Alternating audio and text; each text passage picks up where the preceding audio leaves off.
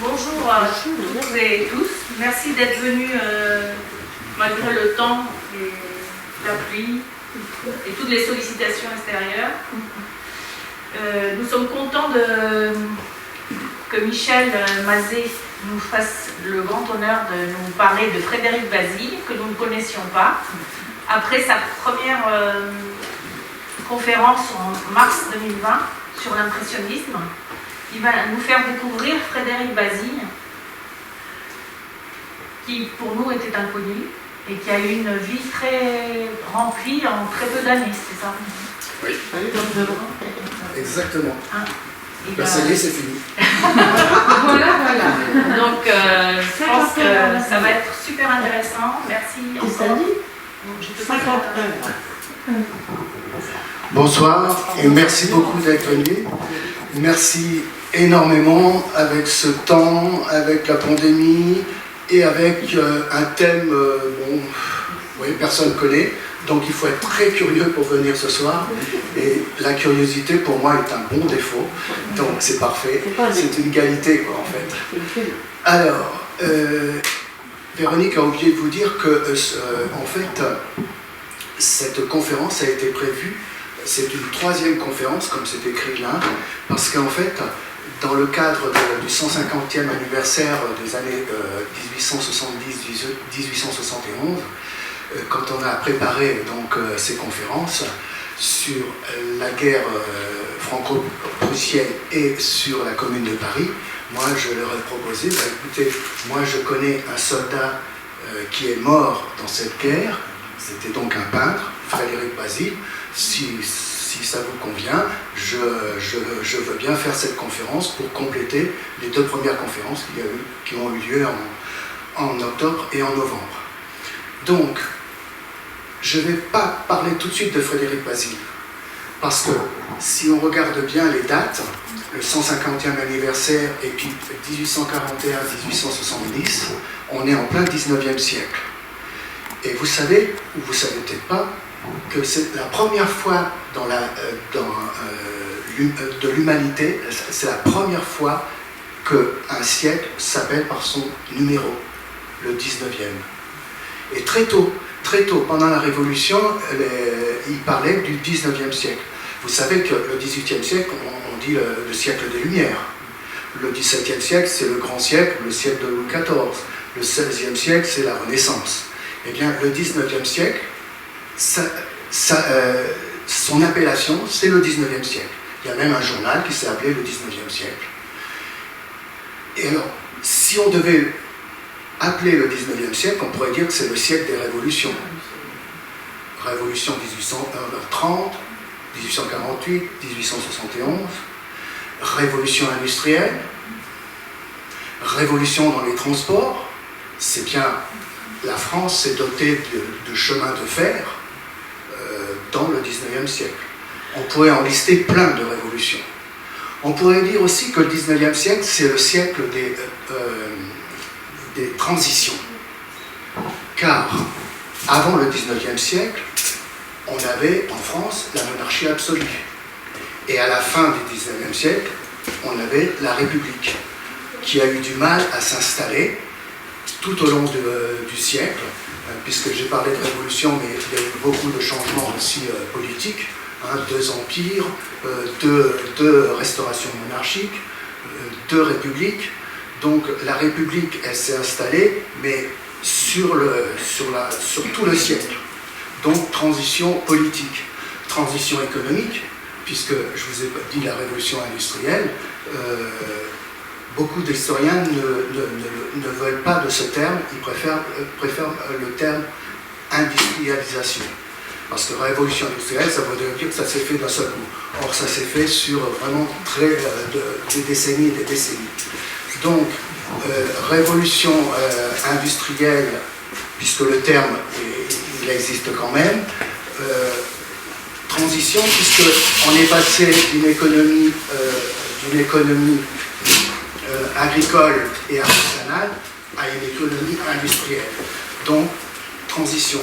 Transition aussi au niveau de l'économie non carbonée avec toutes les énergies animales, le vent, avec les moulins à vent, moulins à eau, on est passé à une économie carbonée, donc avec en premier le charbon, et après le pétrole et le gaz.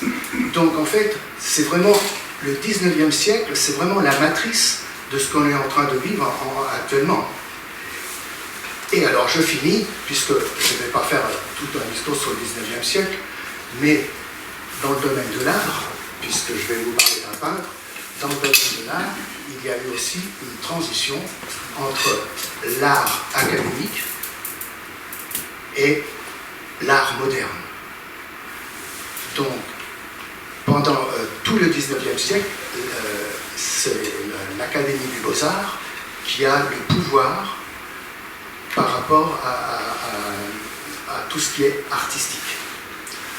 Le pouvoir sur l'école des Beaux-Arts, sur les salons, c'est-à-dire les expositions annuelles ou bisannuelles suivant les périodes, les peintres, les sculpteurs, et après il y a même eu les photographes dans le siècle, mais en tout cas, pour pouvoir être reconnu et connu, il fallait présenter des œuvres au salon.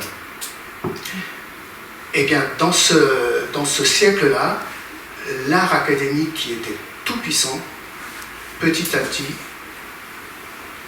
à la fin du siècle, il n'est plus du tout puissant, il ne s'occupe plus du tout des salons. Les salons se multiplient. Vous avez sûrement entendu parler du salon des indépendants. Au début du XXe siècle, il y a eu le salon d'automne. Et puis, il y a eu les fameuses expositions dites impressionnistes, les 8 expositions qu'il y a eu. Donc, l'art académique n'est plus aussi fort, même s'il existe toujours, même si tous les peintres académiques, quand ils passent en salle des ventes, par exemple, ils font des prix énormes par rapport aux dits modernes, qu'on a appelé les intransigeants, qu'on a appelé sous plein d'appellations. Bref, Frédéric Bazille, qui est né en 1841, comme, que je ne dise pas de bêtises, comme Renoir, comme Berthe Morisot, comme Armand Guillaumin. Monet, lui, il a un an de plus, il est né en 1840.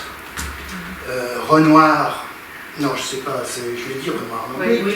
Alors, c'est pas Renoir, c'est Sisley et Cézanne sont en 1839.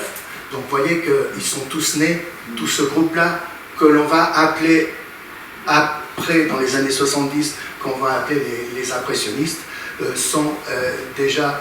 Ah oui, j'ai oublié, Monet, Pissarro déjà, 1830, lui il est un peu plus vieux. Hein, Monet en 1840, de même que Zola et Rodin par exemple, 1840. Pissarro c'est le plus âgé, Pissarro 1830, Manet 1832 et Degas 1834. Voilà, j'ai fait en gros le tour de tous ces peintres qu'on appellera impressionnistes par la suite. Ils ont tous donc la vingtaine, voire la trentaine pour Pissarro, dans les années 60. Et tout ce que je vais vous raconter sur Frédéric Bazille, c'est vraiment depuis les années 1860, puisqu'il est mort en 1870, donc on est bien dans cette décennie-là. Frédéric Bazille, lui, il est né à Montpellier. Et dans une famille de la grande bourgeoisie protestante. Son père, Gaston, était monté à Paris, comme ils disent dans le Sud, était monté à Paris pour... vous m'entendez bien, ça va? Était monté à Paris pour faire des études de droit. Quand il est revenu, il s'est inscrit au barreau de Montpellier, mais il n'a jamais plaidé parce qu'il s'est marié avec Camille Vialars, qui, elle, apportait dans sa dot des terrains.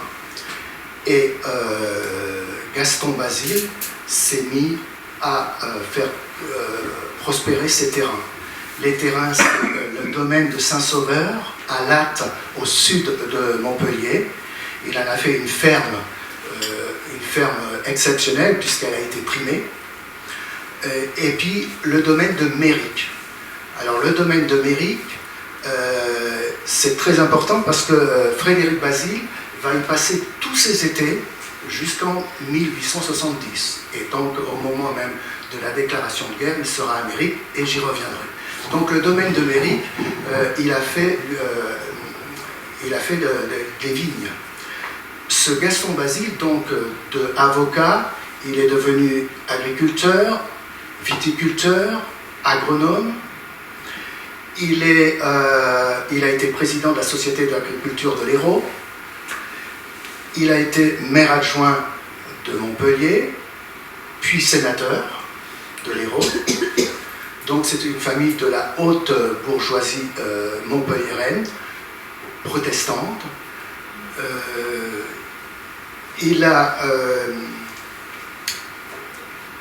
Frédéric a eu un frère en 1845, Marc.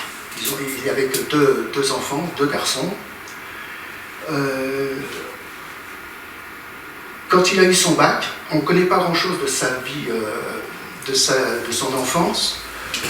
On sait très bien qu'il a été, comme toute la haute bourgeoisie, à mon avis, il y avait des salons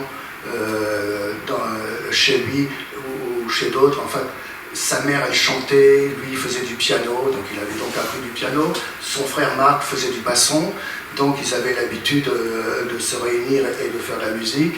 Ils sortaient beaucoup au concert, dans le musée Fabre de Montpellier. En face de chez eux, il y avait Alfred Brias. Alors je ne sais pas si vous connaissez, mais avec Courbet, il y a un tableau qui s'appelle « Bonjour Monsieur Courbet ». Et donc il habitait en face. Et ce Courbet, lui, ce Brias, avait une grande collection de tableaux plutôt modernes, c'est-à-dire plutôt, on va dire, romantique avec Delacroix ou réaliste avec Courbet. Et donc on peut imaginer que déjà Frédéric Bazille avait la connaissance de tableaux beaucoup plus anciens au musée Fabre et des tableaux plus modernes, plus 19e siècle, en face, donc chez Alfred Brias, qui était un mécène. Et donc, mais on sait très peu de choses en fait. Il a eu son bac en 1859, bac S-Sciences, et là son père lui a dit il faut que tu aies une situation. Donc il s'est inscrit à la fac de médecine de Montpellier, la plus vieille fac de médecine du monde maintenant, je crois. Donc il s'est inscrit, il a fait ses 3 premières années. Bon, la deuxième, il avait un peu raté, donc il a été au rattrapage, mais il a fait ses trois premières années à Montpellier. Et il a demandé à son père, et en même temps qu'il était à la fac, il s'était inscrit dans une école auprès d'un sculpteur pour apprendre à dessiner. Un petit sculpteur de Montpellier, c'est Joseph Bassan, je crois, Bassan. Et donc, mais bon, comme on est dans une société de haute bourgeoisie, on apprend à faire du piano, on chante, on peut dessiner, mais tant que ça reste comme ça, ça va. Mais bon, il a quand même réussi, Frédéric Bazille, mais ça on ne sait pas trop comment, il a réussi à ce que son père accepte qu'il fasse sa 4e année de médecine à Paris. Et donc, à la fin 1862, il part pour Paris. Le train était à Montpellier, il y avait même un trajet direct Montpellier-Paris. Avant, il fallait faire des correspondances, mais là, ça existait. Donc, il est monté à Paris, et à Paris, pour faire cette 4e année de médecine, mais aussi, et ça, dans sa tête, c'était très clair, sûrement, pour faire de la peinture. Et donc, arrivé à Paris, il s'est inscrit à l'atelier Glaire, Charles Glaire, qui était un prof qui avait un atelier privé, qui était un prof de l'école des Beaux-Arts, donc plutôt orientaliste, mais il s'est inscrit et là, il a rencontré donc Monet, Renoir et Sisley. Donc une étape très importante. À partir de ce moment-là où il était à Paris, on a une correspondance très très fournie entre lui et ses parents. Et donc pour les historiens d'art, c'est très très important. Comme Van Gogh avec son frère, la correspondance, ou bien Pissarro avec son fils aussi. Bref. Donc on sait plein de choses de cette période de 1862 jusqu'à 1870 à travers les courriers. Et puis les courriers qu'il a lus aussi avec Monet, parce que Monet n'était pas toujours là. Frédéric Bazille, il a passé en gros sur une année 9 mois à Paris et 3 mois à Méric. Méric, c'est ce domaine qui était sur les hauteurs de Montpellier. Il passait en famille, donc tous ses étés là-bas. Maintenant que je vous ai dit ça, je vous montre là. Alors, vous voyez à l'écran, là, peut-être que tu peux éteindre, s'il te plaît. Vous voyez à l'écran l'autoportrait qu'il a fait, il avait 24 ans. Et je vous mets à côté une photo, à peu près de la même époque. Donc, Frédéric Bazille, on voit tout de suite que c'est quelqu'un qui se tient bien droit, bien habillé, pas du tout le chevelu à la romantique. Frédéric Bazille, il a commencé par faire plaisir à son père de faire de la médecine, mais surtout de se mettre à apprendre à dessiner.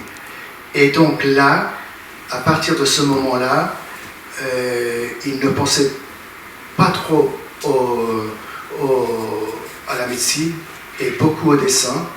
Et donc le fait d'avoir rencontré Monet, qui sera son grand ami, il sera même le parrain, Frédéric Bazille sera le parrain de son fils, Jean, le fils à Monet, donc de son ami, sauf que Monet, lui, même s'il avait 1 an de plus, donc à peu près le même âge, il avait déjà fait beaucoup de caricatures, il avait déjà beaucoup fait de dessins, donc pour Frédéric Bazille, c'était presque 1 mètre. 1 mètre du même âge, mais 1 mètre quand même. Et donc, une fois que on va commencer, oui. Alors, on va commencer. Maintenant, j'ai essayé de mettre ici, juste pour bien se caler, avec des mots qui représentent Frédéric Bazille. Montpellier, il est né, médecine, il a fait médecine, et puis il a raté, donc en 64, il a tout arrêté et son père a accepté qu'il devienne peintre. Paris, il est monté à Paris, peintre, il est devenu peintre. Méric, parce que Méric a une importance énorme sur sa peinture, parce qu'il a peint énormément de tableaux à Méric dans sa famille. La guerre de 70, puisqu'il s'est engagé, et Beaune-la-Rolande. Alors Beaune-la-Rolande, c'est le village où il est mort. C'est un village qui se trouve dans le Loiret, entre Pithiviers et Montargis. Et si je connais un peu Frédéric Bazille depuis un moment, c'est parce que moi je suis né à Beaune-la-Rolande. Et donc comme je suis né à Beaune-la-Rolande, j'ai cherché un petit peu l'histoire de Beaune-la-Rolande, et donc Frédéric Bazille, bien sûr, est apparu très vite. Frédéric Bazille, avant de commencer l'exposé, il y a eu une très grande exposition au musée d'Orsay en l'hiver 2016-2017. Cette exposition avait commencé à Montpellier, donc sa ville natale. Elle est passée par Paris, donc en l'hiver 2016-2017, et elle est allée à Washington. Donc c'est une grande exposition, et ceux qui connaissent un peu Frédéric Bazille, c'est parce qu'ils ont vu cette exposition. Sinon, c'est vrai que personne ne connaît Frédéric Bazille. Et justement, ça sera le thème de mon exposé, au lieu de faire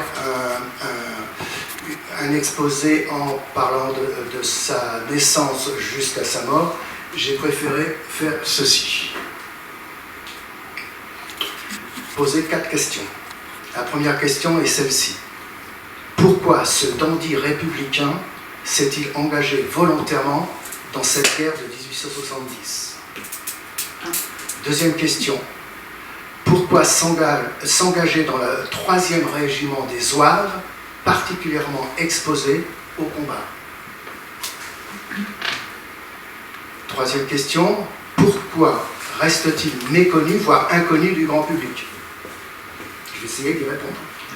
Et enfin, pourquoi mériterait-il une reconnaissance du grand public ?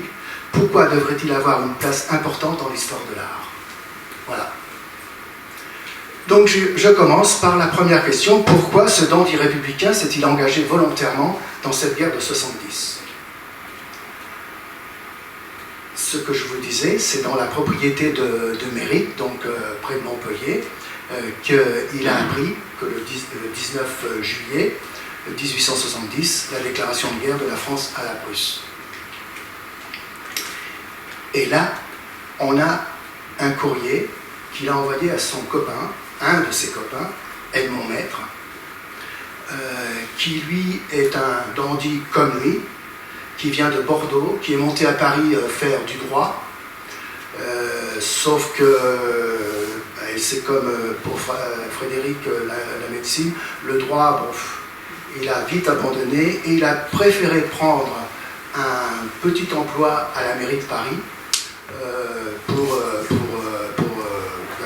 même pas pour gagner sa vie parce qu'il n'en avait pas besoin, mais pour s'occuper, on va dire. D'ailleurs, il y était en même temps qu'un poète que vous connaissez bien, c'est Verlaine, qui était aussi à ce moment-là. Bref, Edmond Maître, lui, c'était la musique. C'était un musicologue et il était passionné par la musique. Et donc, il s'est très très bien entendu avec Frédéric Baxil parce que lui aussi, donc, comme je vous ai dit, il avait appris le piano. Et dans ses lettres qu'il envoie à ses parents, très très très souvent, il parle que tiens, hier soir, je suis allé faire du piano à 4 mains avec Edmond. C'est le seul de tous ses amis, et en plus il n'est pas peintre, c'est le seul de tous ses amis qui est venu d'Amérique une semaine, et même Frédéric Bazille a été invité chez les parents d'Edmond Maître à Bordeaux, mais c'est le seul de tous les amis qu'il avait à Paris, c'est le seul qui est venu. Vous allez comprendre pourquoi je le dis et j'insiste un petit peu. Bref, il écrit donc à son ami Edmond Maître, « Je suis absolument seul à la campagne, cette solitude me plaît infiniment, elle me fait beaucoup travailler. » Bien. Mais c'est ça qui est le plus important. Je sors par instant de l'exaspération où me jettent les Bonaparte et Bismarck. Ces égorgements perfectionnés m'épouvantent. Décidément, jamais je ne créerai vive aucune guerre. Ça, c'était début août 1870. Début août. Et alors pourquoi s'est-il engagé volontairement le 16 août, alors qu'il venait d'écrire ça à son meilleur copain? Eh bien, la réponse est ça. On n'en sait rien, absolument rien. On ne sait pas du tout ce qu'ont dit ses parents, on ne sait pas. Et on ne sait pas pourquoi. Et même ses amis Maître et Renoir ne comprennent pas. Et là, on a un courrier, donc je vous ai mis un petit... Mon cher, mon vieil ami, je reçois votre lettre dans laquelle vous me dites que vous venez de vous engager. Vous êtes fou, archi fou. Pourquoi ne pas consulter vos amis? Que Dieu vous protège, vous et mon pauvre frère. Parce que le frère d'Edmond Maître s'était engagé aussi. Je vous embrasse de tout mon cœur, tout à vous, Edmond Maître.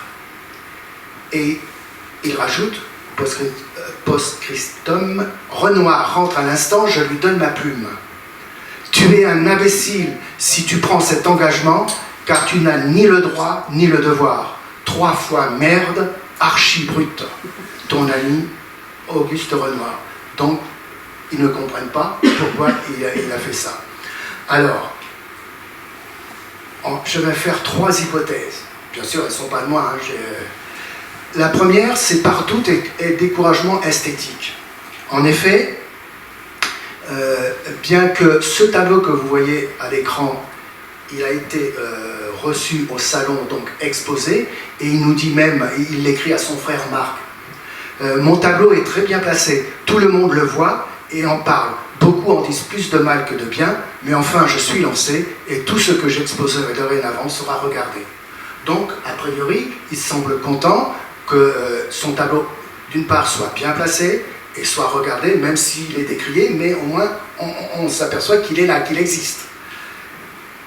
Mais cet été où il est tout seul à Amérique, et c'est rare, parce qu'à Amérique, il y a toujours du monde dans sa famille.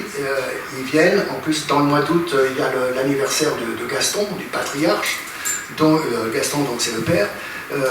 Mais là, il est vraiment tout seul, et il est en plein doute, il se cherche. Il a même commencé une œuvre qui appartient à la peinture d'histoire. Peinture d'histoire, hein, c'est la peinture religieuse, la peinture mythologique ou des grands faits historiques. Et donc, ce tableau que j'ai mis là, Ruth et Boz, c'est donc dans l'Ancien Testament. Bon, enfin, je ne vais pas raconter le tableau, il n'est pas fini d'ailleurs ce tableau, si vous le regardez bien. Mais il a donc commencé un tableau d'histoire, et alors, ce qui est dans ce catalogue-là, il y a l'acte d'engagement volontaire de Frédéric Basile, et vous savez, il a déclaré qu'il était peintre d'histoire. Alors c'est très très étonnant, parce qu'il n'est pas du tout un peintre d'histoire, mais il se cherche, il ne sait pas trop ce qu'il va faire. Et j'ai trouvé ceci de Gabriel Sarotte. Gabriel Sarotte, c'est un religieux de Montpellier qui aimait beaucoup l'art, qui était passionné par l'art, qui a même fait une thèse, comme vous voyez, à l'école du Louvre en 1948. Et voici ce qu'il met à propos de ce tableau. Ruth et Boz est incontestablement un échec, mais le document est fort intéressant. Basile n'était pas sans ambition, il aspirait à la grande peinture, donc la peinture d'histoire. En fait, l'arrangement est mauvais, l'imagination est courte, c'est simple, mais ce n'est pas de la veine de Basile, naturellement peint de la réalité. Donc, on pense que ce n'est pas forcément un tableau vraiment religieux, il aurait repris ce thème sur un poème de la légende des siècles de Victor Hugo qui s'appelle « Boz endormi ». Donc, mais en tout cas, tout ça pour dire qu'en fait, il ne savait pas trop ce qu'il voulait faire vraiment en peinture. Et pour cette exposition-là, cette grande exposition, ils ont radiographié pas mal de tableaux. Et figurez-vous que sous la peinture que l'on voit, il y a ceci. Alors, je ne sais pas si ça se voit bien à l'écran. On voit une femme au piano et derrière elle, un homme allongé sur un canapé. Ce tableau a été présenté à la première exposition, premier salon où il a exposé, et il a été refusé.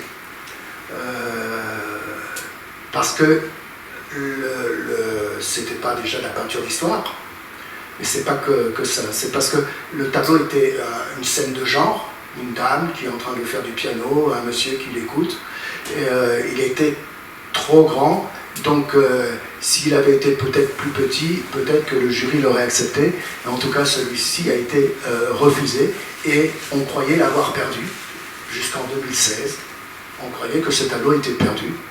Or, il était sous un autre tableau, donc le tableau de Ruth et Boz. Et vous voyez que la pianiste, là, a une robe, une grande robe, et bien cette grande robe, on la retrouve sur un tableau de Claude Monet. C'est Camille Doncieux, c'est sa compagne, son modèle et après sa femme. Ce tableau, par contre, a été exposé en même temps, en 1866, mais lui, il avait été accepté au salon. Tout ça pour dire que quand quand il était obligé d'acheter des accessoires comme les robes, eh bien, il se prêtait les accessoires, les robes, pour faire leur tableau, parce qu'ils n'étaient pas non plus très argentés. Donc, je continue. La deuxième hypothèse. Par doute et découragement existentiel. En effet, tous ses copains, en tout cas celui-là, Monet, Renoir, Sisley, vivent en couple, et lui est seul, et la solitude lui pèse parfois. Voilà ce qu'il écrit à ses parents.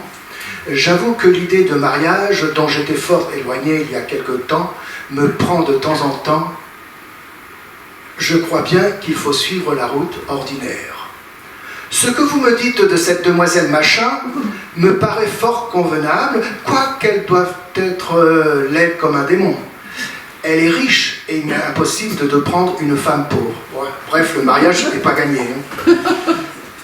Et donc, dans ce catalogue que je vous ai apporté là, il y a un... Alors je vais le mettre, comme ça va être plus simple.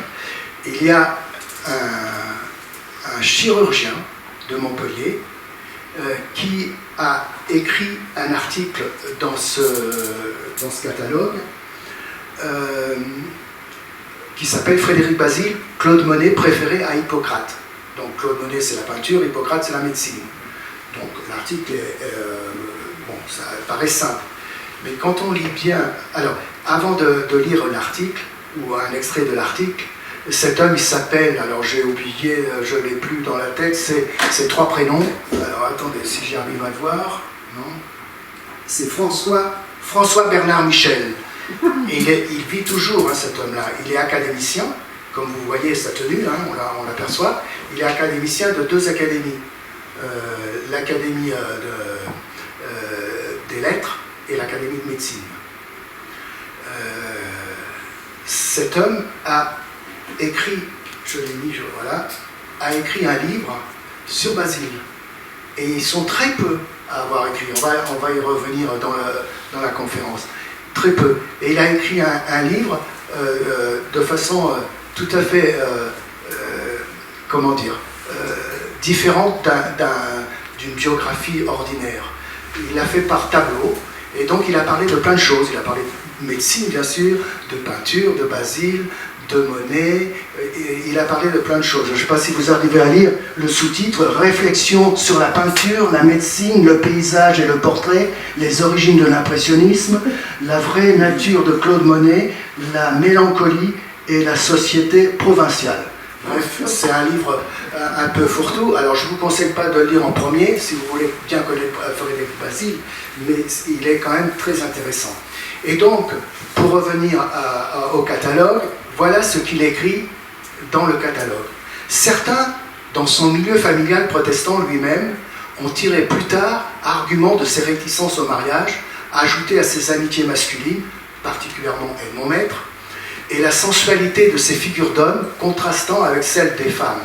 Et il a écrit dans une lettre à sa mère, ce qui est horriblement difficile, c'est la femme. Ça veut dire que dessiner et peindre une femme, c'est trop dur pour lui. Pour invoquer les préférences homosexuelles. Pourquoi oui, pourquoi non, pourquoi pas? Elle témoignerait des aspirations légitimes d'un jeune artiste à briser le cercle d'un milieu familial et sociétal oppressant. Donc voilà 3 tableaux qu'il a fait, donc des hommes nus, ou presque, très peu de femmes, je l'ai mis un peu plus loin, les femmes, mais voilà, homosexualité ou pas homosexualité, est-ce que c'est pour ça qu'il s'est engagé? Voilà, là j'ai pas de réponse. 3e hypothèse, tout simplement par patriotisme, puisque le 9 août, donc juste après qu'il ait écrit la lettre à Edmond Maître, et il apprend que MacMahon a perdu la bataille de Franchevillers et que Frossard a perdu la bataille de Forbach. Et donc que l'ennemi prussien est entré en Alsace et Lorraine. Et donc là, il apprend le 9 et 8 jours après, le 16, il s'engage à Montpellier dans le 3e régiment des Zouaves. Voilà. Alors peut-être que c'est Peut-être, oui, par patriotisme. L'armée, l'ennemi est rentré en France, il va défendre la France. Tout ça, ce sont que des hypothèses, parce qu'on ne sait toujours pas pourquoi il s'est engagé. Mais alors, pourquoi il s'est engagé dans le 3e régiment des Zouaves, celui qui est exposé vraiment au combat? Et là encore, on n'en sait rien, absolument rien. Alors, première hypothèse, pour conserver sa barbe tant aimée par sa mère. Alors ça, je l'ai extrait, c'est une note c'est le premier biographe, Gaston Poulain, c'est le premier biographe de Frédéric Bazille en 1932. Vous voyez que c'est pas au 19e siècle, hein, c'est 60 ans après sa mort. Premier biographe, il n'y en avait pas eu. Et donc, Bazille et ses amis, il écrit en note de bas de page ceci. J'ai voulu tout mettre parce qu'à un moment donné, je voulais raccourcir, mais je crois que c'est quand même... L'on doit à Renoir l'explication suivante, pour le moins imprévue, du départ de Frédéric dans les Zouaves. Il paraîtrait que Madame Bazille, admirant fort la belle barbe blonde de son fils, aurait été désolée à l'idée qu'il dût la couper pour s'engager, et que c'est pour cette raison que Frédéric choisit un corps où il put conserver sa barbe. Rien ne nous permet de confirmer aussi fantaisiste hypothèse, et il semble que c'est de son propre gré et sans aucun conseil que Bazille prit cette décision. Donc, c'est une hypothèse, c'est tout. Deuxième hypothèse, peut-être pour découvrir l'Orient, parce que le régiment de Zouaves était installé en Algérie.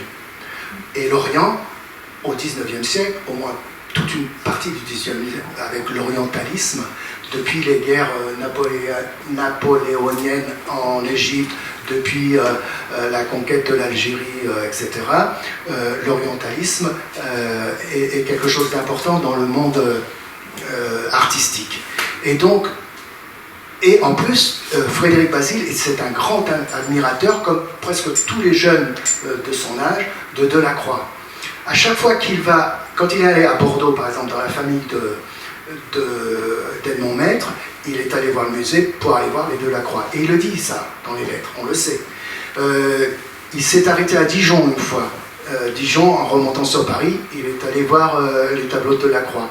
Il est allé avec Monet à Rouen et en Normandie, et donc à Rouen aussi, il a vu les Delacroix. Donc on sait qu'il aimait énormément Delacroix, comme tous les jeunes. Donc, comme Delacroix était allé en Algérie, et il a fait donc, par exemple, celui que j'ai mis, Femme d'Alger, dans leur appartement, c'est peut-être une raison pourquoi il a choisi les Zouaves. Mais une deuxième raison, c'est parce que Claude Monet, lui, a fait son service en Algérie. Et vous savez, à cette époque-là, en fait, si on tirait un mauvais numéro, il fallait soit faire l'armée, et à son époque-là, c'était 7 ans, soit payer un remplaçant. Le père de Monet lui a dit si tu arrêtes la peinture, je te paye un remplaçant.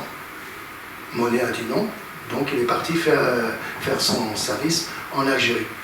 Sauf qu'au bout d'1 an et demi, il a été malade, donc il a été rapatrié, et sa tante, Jeanne Lecadre, c'est un beau nom pour un peintre, Jeanne Lecadre lui a payé un remplaçant, donc il n'est pas revenu finir son service. Donc, et c'est à ce moment-là, en 62, que lui aussi est allé à l'atelier Glaire et qu'il a rencontré Frédéric Bazille. Bref, forcément que Claude Monet lui a parlé de l'Algérie, puisqu'il y avait vécu un an et demi. Donc, peut-être que c'est pour faire comme Claude Monet qu'il est parti chez les Zouaves pour son service. Troisième hypothèse, pour retrouver son oncle Hippolyte le Jaune.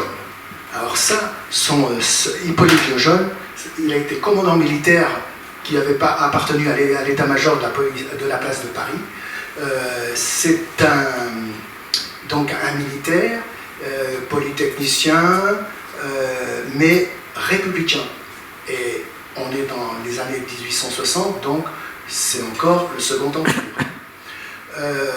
Et donc, par exemple, chez le Jaune, je ne sais plus quel soir, ils faisaient salon aussi, et donc il y avait plein d'invités, Manet, Gambetta, puis plein d'autres personnages comme ça. Et donc Frédéric Basile, il était souvent, quand il est à Paris, chez les Lejeune.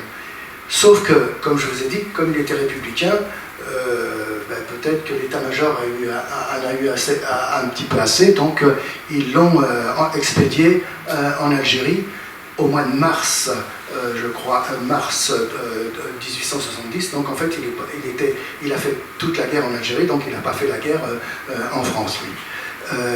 Sa femme, d'ailleurs, est restée à Passy, elle n'y est pas allée. Bref, Hippolyte Lejeune, ils se connaissaient bien, ils devaient vraiment s'entendre, parce que c'était vraiment... ils s'entendaient bien pour la musique, pour la peinture et tout. Alors peut-être que c'était pour le rejoindre en Algérie qu'il a choisi les Zouaves. Mais tout ça, vous comprenez bien que ce ne sont que des hypothèses et que, en fait, on n'en sait rien. Troisième question. Pourquoi reste-t-il méconnu, voire inconnu du grand public? Ben oui, on se pose la question. Première réponse, méconnu parce qu'il est mort jeune. Ben oui, il n'avait pas 29 ans. Il est mort le 28 novembre 1870 et son anniversaire, c'était hier c'était juste le 180e anniversaire. Et il est né le 6 décembre, donc à une semaine de son anniversaire, il est mort.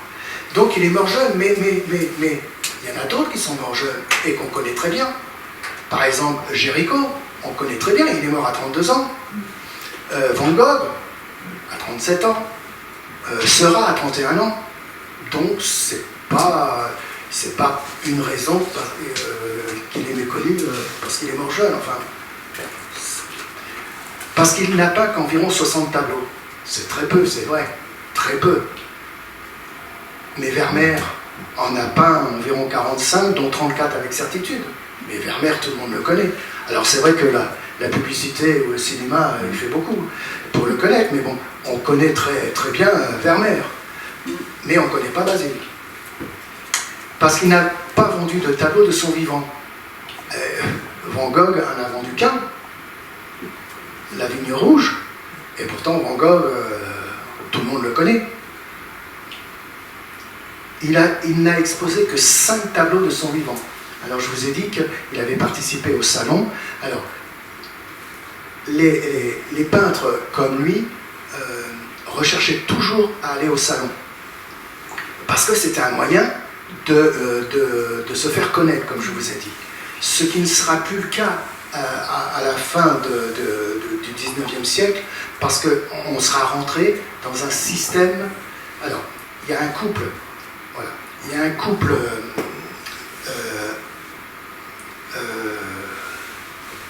Harrison et Cynthia White en 1965, donc ça date d'un peu, mais leur livre et leur étude est toujours aussi forte. Ils ont expliqué que en France, on était passé d'un système, au 19e siècle, pour l'art, on était passé d'un système académique à un système critique marchand. Parce que les critiques ont eu de plus en plus la voix au chapitre, parce qu'il y avait la presse qui était là aussi. Et donc les critiques et les marchands ont ont pris le pas sur la façon de l'académie de montrer les tableaux. Et donc on a eu plein de salons, on a eu des galeries, on a eu Drouot, l'hôtel Drouot qui a été ouvert et qui permettait la vente de tableaux. Donc le système a évolué tout au long du 19e siècle. Mais encore en 1860 et dans la décennie 1860, les peintres recherchaient à être présents au salon. Donc ils étaient très souvent refusés, mais pas toujours. La preuve, la première fois où il s'est présenté au salon, il a eu Jeune fille au piano, vous savez, la radiographie qu'on a vue qui a été refusée, mais Poisson, que je vous ai mis en plus petit, je suis désolé, mais je voulais tout mettre sur la même. Poisson a été accepté. La terrasse Amérique, ah oui, en 67, tous les jeunes ont été refusés.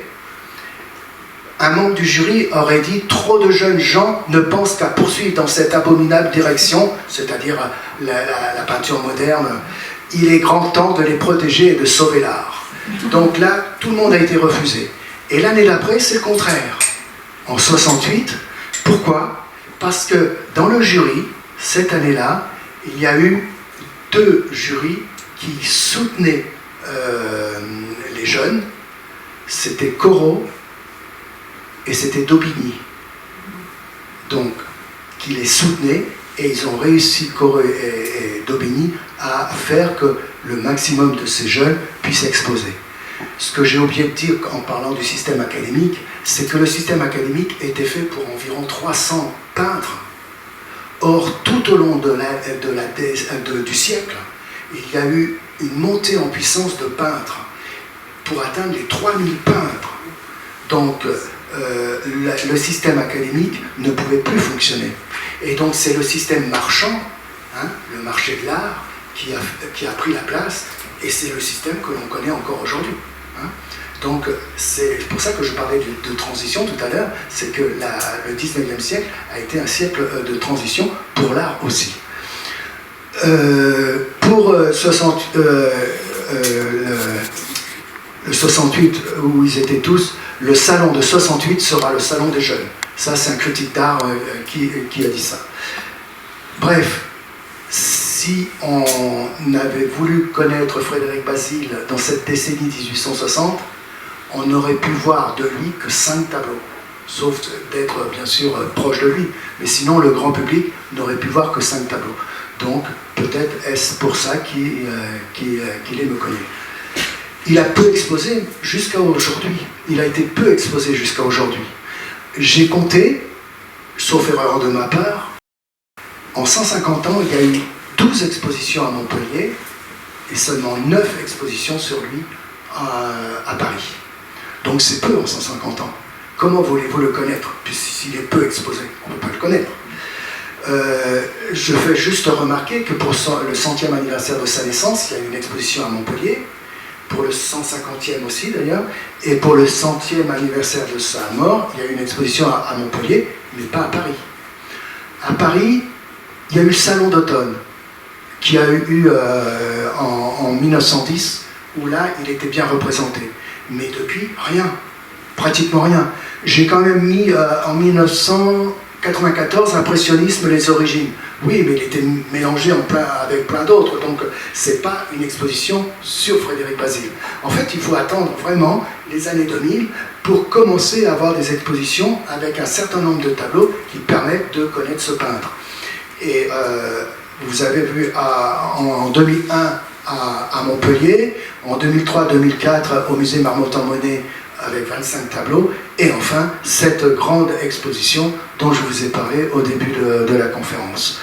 Voilà, donc très peu exposé, donc c'est pour ça aussi qu'il est très peu connu. Ensuite, sur 60 tableaux peints environ de Frédéric Bazille, il n'y en a que 6 au musée d'Orsay. Monet en a 90 au musée d'Orsay, de même que Renoir. Sisley en a 50. Vous voyez que lui, avec 6, c'est vrai qu'il est très peu représenté. Et je vous ai mis, si vous allez au musée d'Orsay, voilà les 6 tableaux que vous pouvez voir de Frédéric Bazille. Il y a eu très peu, et je vous l'ai dit aussi, très peu de publications sur Frédéric Bazille en 150 ans. Je vous en ai mis, je crois que j'ai mis à peu près tout là. Si vous savez le nombre de livres qu'il y a sur Van Gogh, le nombre de livres qu'il y a sur Claude Monet, sur Picasso ou sur Matisse, regardez, il y en a très peu là. Alors, moi, j'ai commencé par celui au milieu, le livre de Valérie Bajoux, qui était à l'école du Louvre, qui maintenant, qui a été même pas commissaire, directrice, non, comment on dit, au musée Fabre, à Montpellier, et maintenant elle est à Versailles, apparemment. Mais en tout cas, c'est le premier livre que j'ai lu, moi, sur Frédéric Bazille. Vous voyez, il date de 1993, alors moi j'ai dû le lire à peu près à cette époque-là. Donc, si vous voulez connaître bien Frédéric Bazille, ce livre-là, donc celui du milieu, vous voyez, celui-là, c'est celui qu'il faut lire en premier, à mon avis. Sinon, j'ai mis plutôt à droite, les catalogues raisonnés. C'est le catalogue qui donne toute l'historique des peintures d'un peintre. Et Michel Schulman, en 1995, qui est vraiment l'expert mondial de Frédéric Bazille en ce moment, et je vais terminer la conférence en parlant de lui tout à l'heure, mais il a fait un catalogue raisonné, mais en 1995. Et là, il est en train de finir un catalogue raisonné numérique. Je l'ai eu au téléphone. Il pensait que ça serait fini pour fin 2021. On est presque à la fin et on attend toujours. Donc je regarde tous les jours sur mon téléphone si ça paraît, parce qu'à mon avis, il va y avoir des choses complémentaires sur ce qu'il a fait en 1995, parce que, comme je vous ai dit, depuis les années 2000, et on est allé jusqu'à cette exposition, il y a eu plein quand même de recherches qui ont été faites sur Frédéric Bazille. Donc à mon avis, le catalogue raisonné numérique va être bien plus étoffé. Voilà, mais tout ça pour dire qu'il y a eu très très peu quand même de livres sur Frédéric Bazille par rapport aux autres. C'est pour ça aussi qu'il reste inconnu du grand public. Et à sa mort, on l'a ignoré en tant que peintre. Ce que je veux dire, c'est que sur sa tombe, sur la stèle funéraire à Montpellier, dans le cimetière protestant, il y a écrit « C'est un honneur de mourir pour sa patrie ». Il n'est fait aucune mention qu'il était peintre. Si après la conférence vous avez une question ou si on a le temps, je vous parlerai de comment il est arrivé à être enterré à Montpellier, de Beaune-la-Rolande. C'est vraiment, ça vaut le coup de... Mais là, j'ai pas le temps, je continue. À Beaune-la-Rolande, son père avait acheté un morceau de terrain à l'endroit où il est décédé, et il a fait un monument. Mais pareil, ici est mort frappé de 2 balles le 28 novembre 1870, Frédéric Bazille, né à Montpellier le 6 décembre 1841, engagé volontaire pour le temps de la guerre contre la Prusse, sergent Fourier au 3e régiment des Zouaves. Aucune mention qu'il ait été peintre. Donc même les habitants de Beaune-la-Rolande peuvent voir le monument, voir qu'il y a eu quelqu'un qui est mort, qui s'appelait Frédéric Bazille, mais sans savoir pour autant qu'il était peintre. Bon, je pense qu'ils le savent quand même, mais bon, c'est pour vous dire que comment voulez-vous que le grand public connaisse, on a très peu d'éléments à chaque fois. Alors ça marche plus? Ah si. Donc, je finis sur cette question-là. Frédéric Bazille reste méconnu, voire inconnu du grand public, parce qu'il est mort jeune, donc il a peu produit, qu'il a été peu exposé de son vivant, qu'il a été très peu exposé ensuite, qu'il a été très peu publié, mais surtout, parce qu'il a été éclipsé par les stars que sont devenus ses amis Monet et Renoir. Certes, ils ont vécu beaucoup plus longtemps. Renoir, je crois qu'il, sauf erreur de ma part, il est mort en 1919, et Monet en 1926. Donc c'est vrai qu'ils ont vécu beaucoup, mais ils ont été complètement... Frédéric Bazille a été complètement oublié devant ces grandes stars impressionnistes. Certes, il n'a pas atteint la notoriété ni le niveau des prix des tableaux de ces derniers, mais aujourd'hui, il commence à avoir un début de reconnaissance de la critique et des historiens de l'art. Mais pourquoi? Et ça m'amène à la 4e question. Pourquoi mériterait-il une reconnaissance du grand public et pourquoi doit-il avoir une place importante dans l'histoire de l'art? D'abord parce qu'il a choisi le bon camp. Je vous ai dit, c'était le 19e siècle, il y avait donc le système académique et le système du marché de l'art, et de l'art moderne. Et lui, il a choisi la modernité contre la tradition académique. Et il le dit à sa mère, en 66.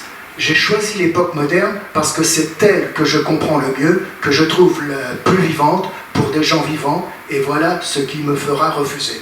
Et ouais, il sait que souvent, les tableaux dits modernes sont refusés au salon dit académique. D'accord? Mais à son cousin Louis, son cousin lui a demandé de l'aider à constituer une collection de tableaux. Et donc, comme il est sur Paris, et qu'il va souvent à l'hôtel Drouot, justement à la salle des ventes, il a demandé à son cousin Frédéric donc, de l'aider à constituer. Et voilà ce qu'il dit à son cousin, et ça nous permet de bien comprendre ce que lui pense de la peinture. J'admire autant que tout Delacroix. J'aime beaucoup Ingres, et ça dans un autre courrier, il nous dit surtout ses portraits, les portraits d'Ingres. J'aime beaucoup Ingres, Corot, Rousseau, Millet, souvent Courbet. Pour moi, Corot est le premier des paysagistes passés et présents et l'un des premiers peintres français. Pour Dieu, n'achète pas de Cabanel. Cet homme n'est pas né peintre.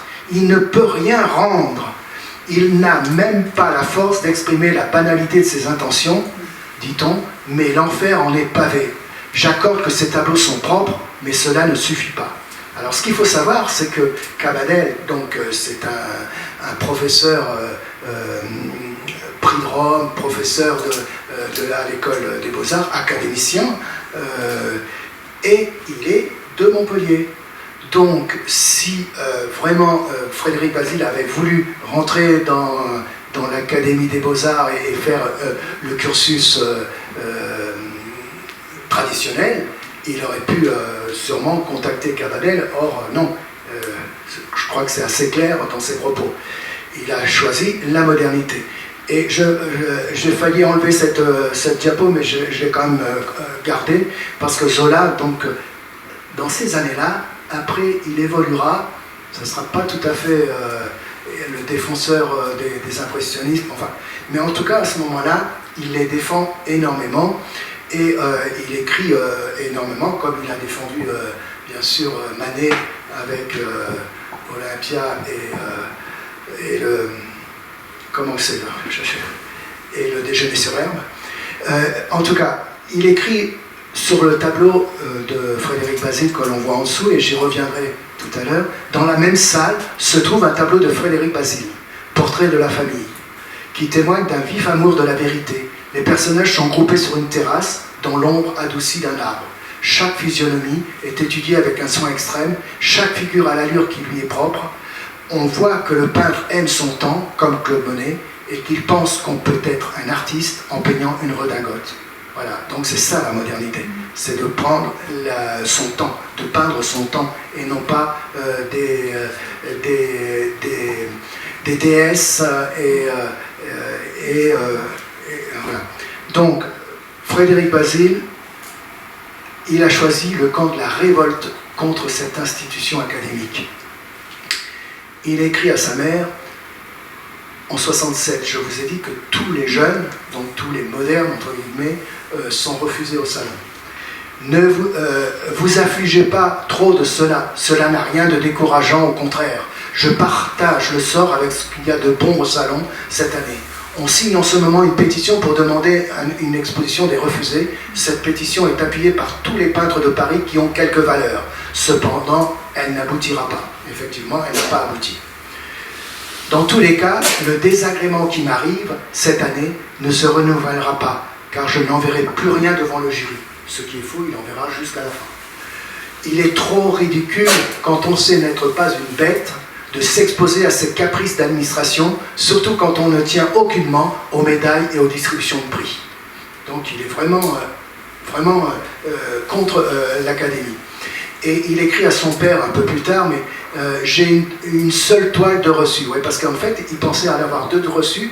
C'était une fuite d'un jury, il pensait qu'il y avait deux de reçus, puis en fait, au bout du compte, il n'y en avait qu'une de reçue, c'est celle qu'on le voit à gauche, la vue de village. À part Manet qu'on n'ose plus refuser, je suis des moins maltraités.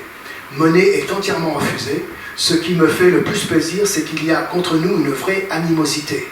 C'est M. Jérôme, donc un peintre académicien qui a une longue vie d'académicien, et je crois que c'est plus de 30 ans, je crois, qui a fait tout le mal. Il nous a traités de bande de fous et déclarant qu'il croyait de son devoir de tout faire pour empêcher nos peintures de paraître. J'ai été défendu à mon grand étonnement par Cabanel. Par rapport à ce que j'ai dit tout à l'heure, c'est vrai que ça peut être étonnant que Cabanel l'ait défendu. Parce qu'il est à l'initiative du projet de la création d'une exposition de groupe annuelle et indépendante de l'Académie des Beaux-Arts, sans jury ni récompense. Il écrit à sa mère: « Nous avons donc résolu de louer chaque année un grand atelier où nous exposerions nos œuvres en aussi grand nombre que nous le voudrons. Nous inviterons les peintres qui nous plaisent à nous envoyer des tableaux. Courbet, Corot, Diaz, Daubigny nous ont promis d'envoyer des tableaux et approuvent beaucoup notre idée. Avec ces gens-là et Monet qui est plus fort que tous, c'est vraiment un dieu pour Frédéric Bazille, hein, parce que plus fort que tous, Monet. Nous sommes sûrs de réussir, vous verrez qu'on parlera de nous. » Donc il est en 67, donc au moment où ils ont tous refusé, il pense créer une exposition en dehors du salon pour tous les jeunes. Et un peu plus tard, je t'ai parlé dans une de mes dernières lettres du projet de quelques jeunes gens de faire une exposition à part. En essayant autant que possible, nous sommes arrivés à réunir une somme de 2500 francs qui n'est pas suffisante. Nous sommes donc forcés de renoncer à ce que nous voulions faire. Il faut rentrer dans le giron de l'administration dont nous n'avons pas sucé le lait et qui nous renie. Eh bien, il faudra attendre 7 ans pour qu'une telle exposition indépendante soit possible. Ça sera la première exposition impressionniste en 1874, mais ça sera sans Frédéric Bazille, puisqu'il sera mort. Donc, l'importance, c'est lui qui a dit: il faut faire une exposition, il faut qu'on se débrouille, puisque le salon nous refuse trop souvent. Il faut faire une exposition indépendante, elle se fera, mais sans lui, et un peu plus tard. Pourtant, ce n'est pas un petit peintre, Frédéric Bazille, comme Édouard Belliard. Vous allez me dire, mais pourquoi vous me parlez d'Édouard Belliard? Eh bien, parce que Édouard Belliard, il faisait partie de la bande à Pissarro. Il fait partie des petits peintres, et je l'ai mis tout simplement parce que il a été maire d'Étampes. Juste à la fin du 19e siècle, il a été maire d'Étampes, et donc je dis, tiens, je vais mettre, puisqu'on est à Saint-Michel-sur-Orge, je vais mettre un peintre. Il a participé quand même aux 2 premières, Édouard Belliard, hein, a participé aux 2 premières expositions impressionnistes, en 74 et en 76. Donc, mais on peut voir, je crois, ils y étaient, alors ils ont tout transformé, mais 2 tableaux à Étampes et quelques autres tableaux à Pontoise, puisque quand Pissarro était à Pontoise, lui aussi, ils ont été à Auvers, ils ont vu le docteur Gachet, enfin bref, et on peut voir des tableaux de lui. Mais c'est un petit peintre par rapport, regardez. Ça, c'est un tableau de Fantin-Latour, un atelier au Batignolles. Et je pense que vous avez reconnu Bazille. Bazille, c'est le plus grand. J'ai oublié de le dire au début, ouais, je savais. Il est 1,80 m. C'est le plus grand. Ce qu'il a sauvé, si on parle de tout à l'heure, enfin bref, c'est le plus grand. Et donc, vous le voyez, il est à droite. Frédéric Bazille. Sur ce tableau, on voit au centre Manet, qui est en train de peindre, et qui est en train de peindre Astruc, Zacharie Astruc, qui est aussi peintre, qui a participé aussi à des expositions impressionnistes, et qui est critique d'art. Donc, il faisait partie de la bande. Celui que je connais le moins, c'est celui-ci, c'est Otto Schlorderer, en allemand, je ne sais pas ce que ça peut faire. C'était un peintre qui est venu voir un petit peu les réalistes français. Donc il était avec eux très souvent. Au milieu, devant le cadre, c'est Renoir, Zola. Derrière, tout derrière, Edmond Maître, qui n'est pas peintre, hein, comme Zola. Et tout derrière, Claude Monet. Et quand je vois ce tableau, je me dis qu'en 1870, c'est pas Claude Monet qui était la vedette, c'était Frédéric Bazille, en tout cas pour Fontaine-Latour. Donc je pense qu'effectivement, il avait une place dans tous ces modernes que petit à petit on va mieux savoir et découvrir. Là, il y a eu un livre, celui-là il date de 2014 je crois. 2014, le groupe de Batignolles. Parce qu'en fait, tous ces peintres, Manet, Monet, tout ça, se retrouvaient dans le quartier des Batignolles. Vous savez, c'est un village qui a été rattaché à Paris en 1860, le village des Batignolles, et donc ils se retrouvaient tous là. Il y avait Zola, il y avait tout le monde, et c'était le groupe des Batignolles. Alors, on ne les appelait pas des impressionnistes, on les appelait plus tard impressionnistes, mais en tout cas, ils étaient connus comme le groupe des Batignolles. Et donc, voilà, je voulais juste vous mettre ça. Ensuite, Monet et Renoir avaient plus de problèmes d'argent que Frédéric Bazille. Frédéric Bazille avait 200 francs tous les mois que lui versaient ses parents. Pour une comparaison, on peut dire que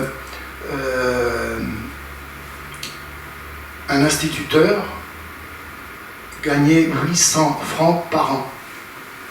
Lui, il avait 200 francs par mois. Hein? Donc, Monet et Renoir, lui, il était plutôt d'origine ouvrière, donc il n'était pas très argenté, et Monet, parce qu'il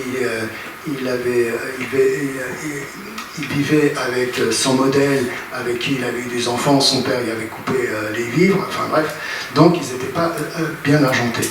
Donc, Frédéric Bazille, dès qu'il est arrivé à Paris, en tout cas moins d'un an après être arrivé à Paris, et même avant d'avoir fini sa médecine, il demandait déjà à ses parents de l'aider à avoir un atelier à lui. Il en a eu 6 pendant les 6-7 ans à Paris, il a eu 6 ateliers. Et dans le premier, ici, en 65, donc, il a accueilli pendant un an Monet. Ici, il a accueilli Renoir. J'ai mis 68, 69, et ça en fait c'est jusqu'en mars 70. Donc, et il en a eu un 6e, mais en fait il est très peu allé parce qu'après il est parti à Amérique et après il s'est engagé. Donc il les a accueillis dans son atelier. C'est pour ça que tout à l'heure la robe, ils étaient ensemble dans le même atelier, Bazille et Monet. Hein, d'accord ? Et en plus, Monet m'est tombé du ciel, ça il écrit à ses parents, Monet m'est tombé du ciel, il couchera chez moi jusqu'à la fin du mois, avec Renoir, voilà 2 peintres besogneux que je loge, c'est une véritable infirmerie, j'en suis enchanté, j'ai assez de place et ils sont tous les 2 fort gais. Donc il les a aidés au maximum en les accueillant dans son atelier. On peut dire que le héron est le symbole de cette amitié entre ces peintres-là. Ils ont peint, Bazille a peint donc, le héron ici, pendant que Sisley peignait au même moment, sous un angle un peu différent, le héron ici. Non, ça ne marche plus. Non. Ah oui, parce que je n'ai pas appuyé sur le bon. Et puis, Renoir, lui, il a peint Bazille en train de peindre le héron. D'accord ? Et je vais appuyer un peu vite, mais dans le tableau de Renoir, il y a un tableau de Monet. C'est un tableau de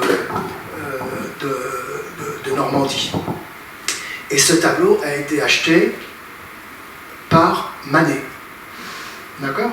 Donc en fait, le héron, en gros, ça pourrait être le symbole de cette amitié très forte entre tous ces peintres. Et comme il est fort en amitié, il peint les portraits de ses amis. Alors très vite, ici on a Claude Monet, ils étaient à Chailly, donc à côté de Barbizon, et Monet a voulu défendre des enfants parce que des touristes anglais, je crois, étaient en train de jouer avec des disques. Le disque a roulé pour éviter que les disques accidentent les enfants. Et, il a attrapé, mais seulement il a mal attrapé, et donc il s'est blessé à la jambe. Et on voit que dans ce tableau, Frédéric Bazille a été médecin quand même. Enfin, il a fait des études de médecine. Il avait installé un petit tonneau avec un goutte à goutte sur sa jambe. Bref, Monet a été peint par Bazille. De même qu'Auguste Renoir, Alfred Sisley. Alors là, vous allez me dire, c'est noir et blanc. Et oui, parce que le tableau a été perdu. Le tableau a été perdu, mais on avait une photo. Parce que la photographie aussi, c'est quelque chose du XIXe siècle. Et des historiens d'art ont dit qu'il se pourrait que ce tableau ait préparé le tableau de la fille au piano. Cet homme qui est allongé, qu'on ne sait pas qui c'est, ça aurait pu être Sisley, qui est allongé. Vu sa position là, c'est peut-être un tableau préparatoire pour faire le grand tableau de la fille. Mais ça, c'est une hypothèse aussi d'un historien d'art. Et là, très rapidement, Édouard Blot. Édouard Blot, je ne l'ai pas cité, c'est la première fois. Frédéric Bazille, à Paris, était donc, il voulait être peintre, mais c'était vraiment quelqu'un qui sortait beaucoup. Qui allait au concert, qui jouait à quatre mains avec son ami Edmond Maître au piano, mais il a écrit aussi une pièce de théâtre, Le fils de Don César, je crois, avec Édouard Blot, qui était un librettiste et comment ? Dramaturge, voilà. Donc Édouard, il a écrit, c'est pour ça que je l'ai mis quand même. Et puis là, vous avez reconnu Edmond Maître, qui a dit, après la mort de Frédéric Bazille, il avait écrit au père, à Gaston Bazille, au père, en disant, de tous les jeunes gens que j'ai connus, Bazille était le plus doué, le plus aimable. Donc il a peint tous ses copains. Et surtout, il les a peints tous dans son atelier, le grand atelier de la rue La Condamine. On reconnaît Frédéric Bazille, maintenant que vous savez qu'il est très grand. Il est à côté d'un tableau, c'est la vue de village. On a vu tout à l'heure la jeune fille sur le bord avec le village derrière. Et devant le tableau, il y a Manet. Et d'après une lettre qu'il a écrite à son père, Frédéric Bazille dit « C'est Manet qui m'a fait ».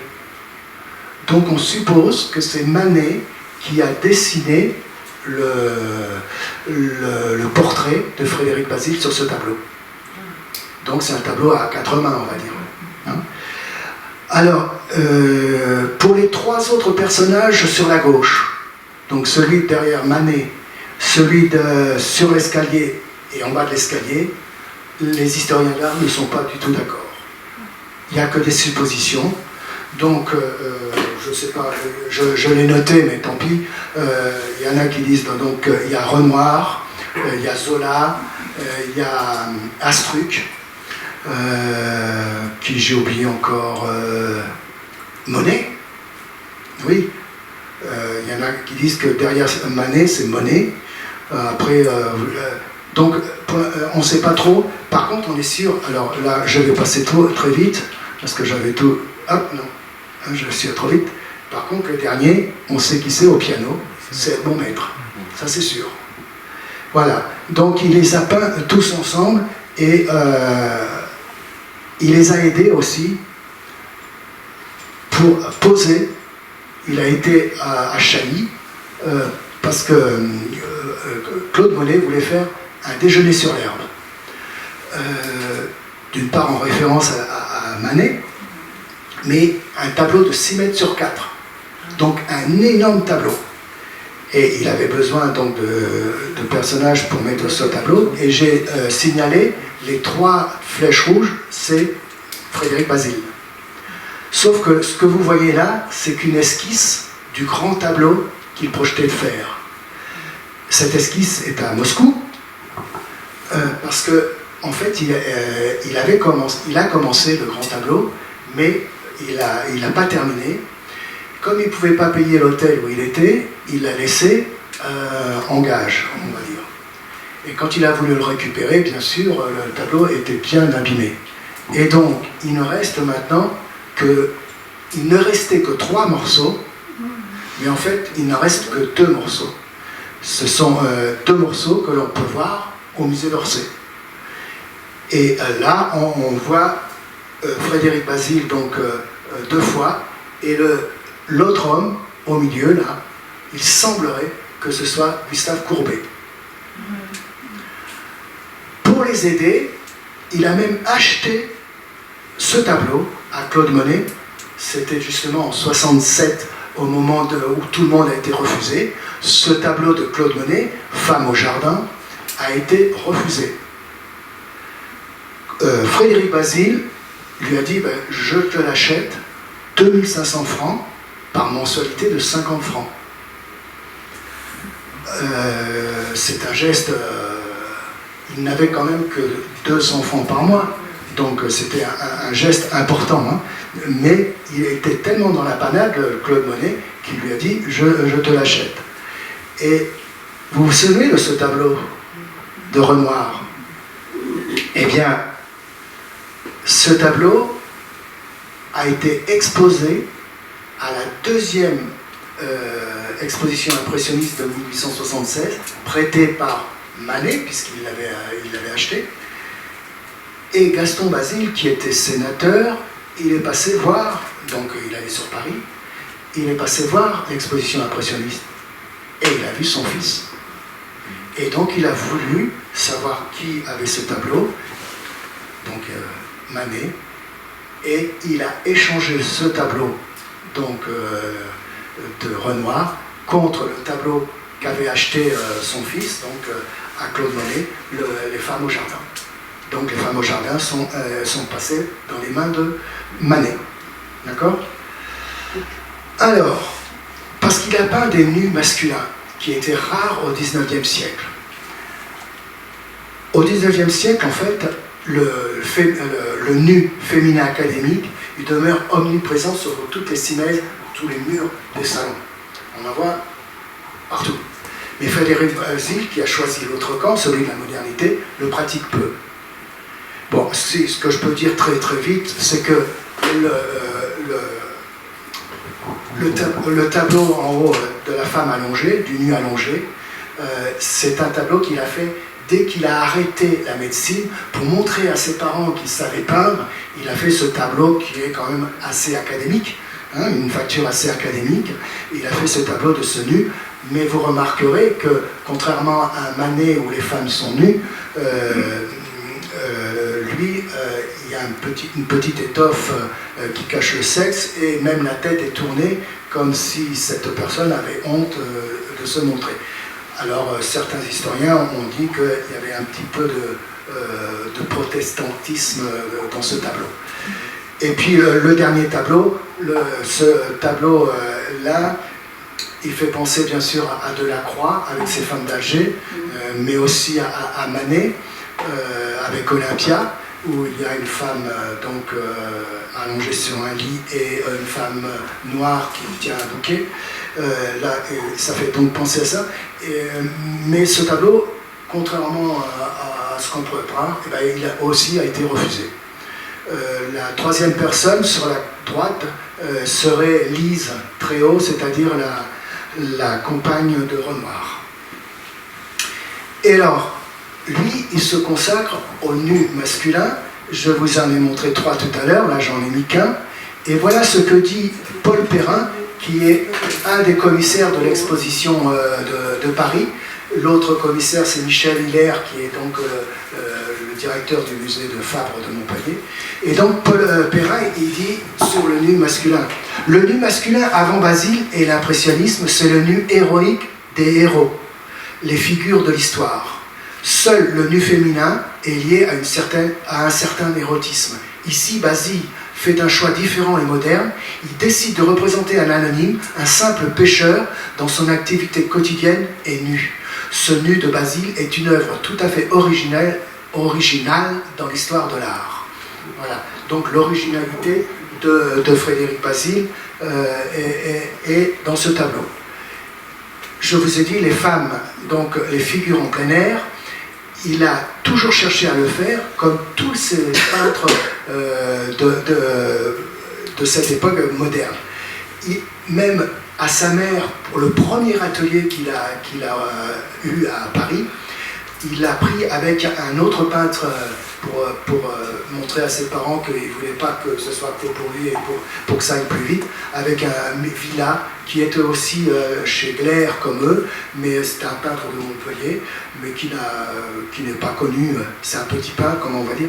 Mais nous sommes allés avec mon ami Villa revoir l'atelier que nous devons occuper au 15 janvier. Il nous sera bien agréable en été pour peindre des figures au soleil. Donc dès le début de sa montée à Paris, il pense peindre des figures au soleil. Et le tableau de droite, donc la vue de village, justement, Berthe Morisot en parle à sa sœur, Edma, qui était aussi peintre et qui a arrêté parce qu'elle s'est mariée, elle a arrêté de peindre. Mais Berthe Morisot dit « Le grand Basile a fait une chose que je trouve fort bien. C'est une petite fille en robe très claire assise à l'ombre d'un arbre derrière lequel on aperçoit un village. Il y a beaucoup de lumière et de soleil. Il cherche ce que nous avons si souvent cherché, donc tous ces peintres-là, si souvent cherché, mettre une figure en plein air, et cette fois-ci, il me paraît avoir réussi. » Et puis il a fait ce grand tableau d'un portrait de famille en extérieur, et c'est sa famille. Et donc, je vais vous dire, ici, on a Gaston. Gaston, donc le père. Il est le seul à ne pas regarder. On a l'impression que c'est une photo, que vous êtes en train de prendre la photo de ce groupe-là. Mais le père ne regarde pas par là. À côté, sa femme, Camille, donc la mère de Frédéric, Camille Basile. J'ai tout de suite mis l'aîné des Basile, donc c'est lui, Frédéric, qui s'est rajouté après derrière. Et puis Marc, son frère, avec sa femme Suzanne. Ensuite, on a la tante de Frédéric, c'est-à-dire la sœur de sa mère, donc Adrienne, avec son mari qui est ici. Et ce couple-là a 3 filles. Donc la première, je pense que c'est, je ne sais plus, je ne vois pas bien. Pauline. C'est Pauline, c'est ça? Pauline, avec son mari, il venait de se marier au moment où il a fait le tableau. Ensuite, ici, on a Camille, et au milieu, Thérèse. Donc, quand on voit ce tableau, on sent la grande bourgeoisie de Montpellier, Amérique, donc dans ce fameux domaine, qui est pour l'instant en rénovation et tout, mais qu'on pourra un jour, hors pandémie, aller voir, parce qu'il a été racheté par la métropole, tout le domaine a été racheté par la métropole, et donc on pourra aller visiter ce... Alors, avant de finir, je voulais vous montrer mon préféré. Comme j'en ai pas mis beaucoup de ce genre de nature morte, à part le héron, voilà. Pourquoi c'est mon préféré? Alors très rapidement, parce que moi je trouve 3 tableaux en un là. À gauche, il y a une nature morte, un pot de fleurs avec des fleurs. Hop, à droite, il y a un portrait, le portrait de cette femme noire. Et puis, si on regarde le tableau en entier, on a une scène de genre, une scène de la vie quotidienne, une femme qui est en train de faire un bouquet de fleurs dans un vase. Donc pour moi, c'est un très beau tableau. Je finis. Conclusion.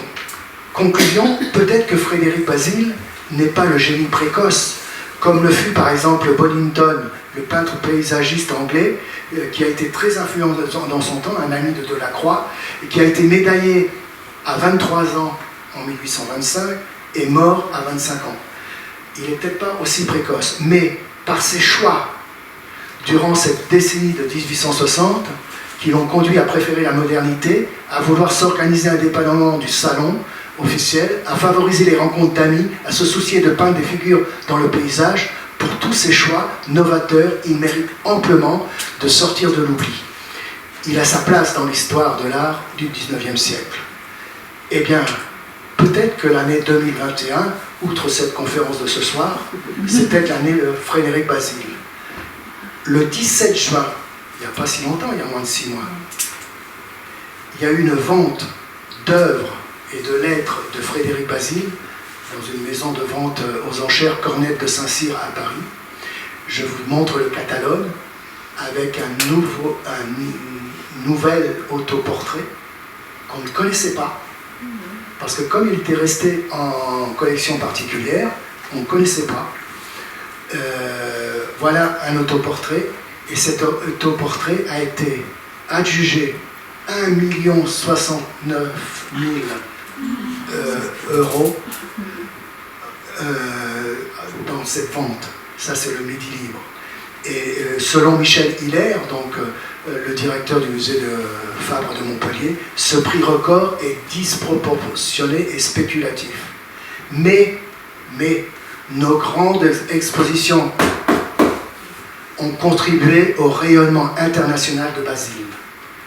Le musée Fabre a préempté 50 des 80 lettres mises en vente entre 450 € et 4 550 € unité. Donc le musée Fabre n'a pas pu acheter ce superbe autoportrait. Et vous vous souvenez de l'autoportrait de départ. Quand on regarde les deux autoportraits, on voit une différence énorme au niveau de la facture, de la façon de peindre, qui est donc bien plus académique à gauche et beaucoup plus impressionniste à droite. Donc, comme je vous ai dit, quel est l'avenir de Frédéric Bazille aurait été côté plutôt académique, avec la peinture d'histoire. Il s'est déclaré donc peintre d'histoire quand il s'est engagé, ou il aurait été plutôt impressionniste comme tous ses camarades. On ne sait pas. Et tout à l'heure, je vous ai parlé de Michel Schulman, qui est l'expert mondial de Frédéric Bazille, journaliste à RFI, mais expert mondial de Frédéric Bazille. Il est en train donc de finir le catalogue raisonné de Frédéric Bazille. Voilà, donc je crois que maintenant j'ai fini. Ah non, j'ai mis juste ça pour finir. Gabriel Sarotte, vous savez, donc celui qui a écrit, qui a fait un petit catalogue sur lui, qui n'a pas été publié d'ailleurs. La gloire de Frédéric Bazille commence à peine, plus on étudiera son œuvre, et plus cette gloire grandira. Voilà.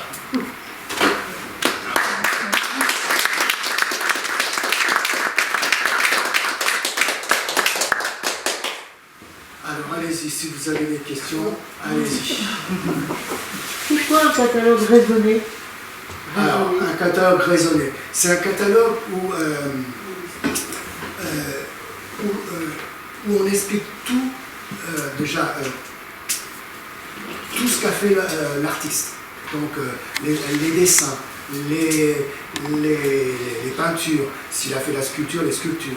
Ensuite, chaque tableau, il y a l'histoire du tableau, les mains partout où il est passé, à qui il a été vendu, etc. Les endroits où on peut trouver, où on a pu voir dans les différentes expositions dans le monde entier ce tableau. C'est vraiment quelque chose de très complet. Et moi je l'attends parce qu'il y a plein de choses sûrement de nouveau que je vais apprendre sur Frédéric Bazille à travers ce nouveau catalogue qu'il est en train de faire. Donc c'est vraiment un catalogue, c'est pas un catalogue d'exposition où là on va, même s'il y a une petite bio du peintre et tout ça, mais on parle surtout de l'exposition et des tableaux qui sont exposés. Le catalogue raisonné, c'est vraiment la vie, l'œuvre totale du peintre ou du sculpteur. C'est un catalogue raisonné. À part les déjeuners sur l'herbe, les tableaux sont de quelle dimension? Parce que les tableaux, ils ne sont pas si grands que ça, les tableaux de Frédéric Basile. Justement, quand ils sont trop grands et qu'ils ne sont pas des tableaux d'histoire, ils sont refusés au salon académique. Mais ils ne sont pas très, très grands. Le plus grand, c'est celui où il y a toute la famille. D'ailleurs, qui était très bien. Le premier tableau, l'autoportrait, c'est lui à Paris, parce qu'il n'y avait pas la même scénographie à Montpellier quand ils ont fait l'exposition. Mais à Paris, on était accueillis par l'autoportrait que je vous ai montré au tout début. Et dans l'exposition, il y avait donc plein de tableaux, il y en avait 45, je crois, de lui. Et donc, ce grand tableau-là était bien mis en évidence, mais il y a plein de. Le héron, tout ça, c'est des petits tableaux. Même là, celle que j'aime beaucoup, là, il n'est pas si long que ça, c'est le tableau. J'ai envie de vous raconter très vite quand il a été tué. Il y a plein de zouaves qui ont été tués en même temps que lui. Et donc son père, Gaston, a été averti qu'il était blessé. Pas tué, blessé. Donc Gaston est parti de Montpellier en train jusqu'à Gien. Donc ça c'est le sud du Loiret, en gros sud-est. Et il a fait le tour de toutes les ambulances pour voir s'il trouvait son fils. Et il a appris par le curé de Bonne-la-Rolande qu'ils avaient enterré dans une fosse commune des zouaves, dont un qui était très grand. Alors là, il a demandé à voir son fils, donc ils l'ont déterré. Effectivement, il était là. Sauf que pour le rapatrier, il n'y avait plus de chevaux. Tous les chevaux, pour tirer une charrette, le cercueil, pour porter le cercueil. Et donc, il n'a pas pu avoir un cheval pour regagner une gare. Donc, on lui a prêté une petite charrette à bras. Et il est parti avec son fils jusqu'à Issoudun. Parce qu'il n'y avait plus de train. Il a dû faire, je ne sais plus, j'avais mis au moins 180 km pour descendre de Bonne-la-Rolande jusqu'à Issoudun.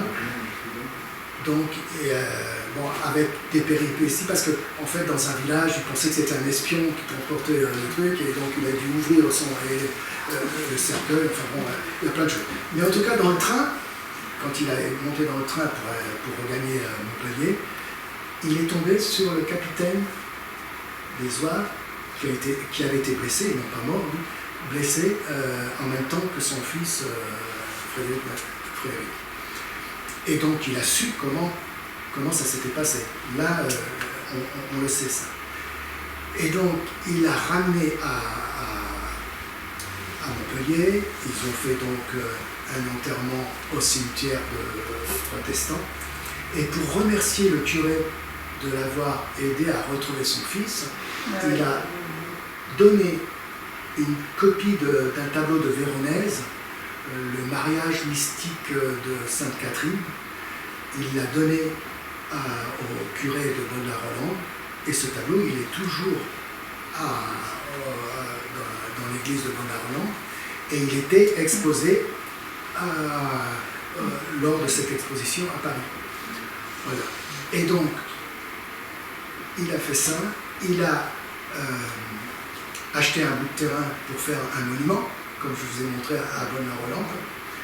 Et maintenant, c'est la commune de Bonne-la-Rolande qui doit s'en occuper. Qu'est-ce que j'ai oublié? Il y a autre chose, je crois. Enfin bref, voilà. Il s'est quand même occupé vraiment de son fils pour pouvoir le rapatrier dans sa ville natale. Qu'est-ce que je pourrais... Je ne sais pas si vous avez des questions. Où est-ce qu'on peut voir des tableaux, à part les 6 d'Orsay? Comment? À part les 6 qui sont au musée d'Orsay, où est-ce qu'on voit les autres? Au musée Fabre? Alors, il y en a, alors musée Fabre, bien sûr, mais oui, c'est là où il y en a le plus d'ailleurs. Ah, d'accord. Mais il y en a, en fait, il y en a très peu qui sont partis à l'étranger parce que ils sont surtout restés dans des collections privées et notamment même la famille. Et là, justement, il y en a eu une vente là. C'était un descendant qui a vendu des lettres et ce fameux autoportrait. Donc en fait, on n'en voit pas, à part Montpellier et Paris. Il y en a quelques-uns, comme je vous ai dit, il avait fait, l'exposition était partie aussi à Washington. Il y en a aussi quelques-uns à Washington, mais pas